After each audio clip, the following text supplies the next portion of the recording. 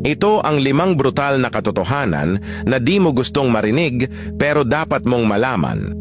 Una, lahat tayo ay mamamatay. Di mo maiiwasan ang kamatayan at pwede yon mangyari nang di mo inaasahan. Ang kamatayan ay nakakatakot, pero ito ang magtuturo sa iyo na napaka-importante ng oras. Ikalawa, responsibilidad mo ang mga nangyayari sa buhay mo.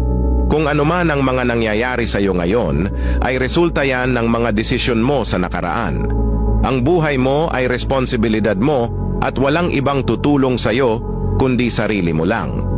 Ikatlo, lahat ng mahal mo ay iiwan ka balang araw.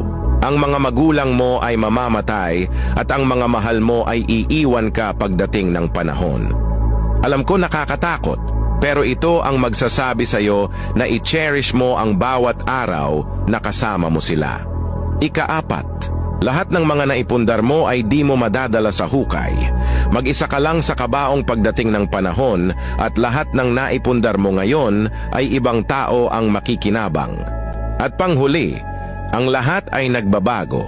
Ang itsura, katawan at relasyon, lahat yan ay tumatamlay. Kaya huwag kang mabuhay sa nakaraan. Tanggapin mo ang pagbabago at magpatuloy ka sa buhay.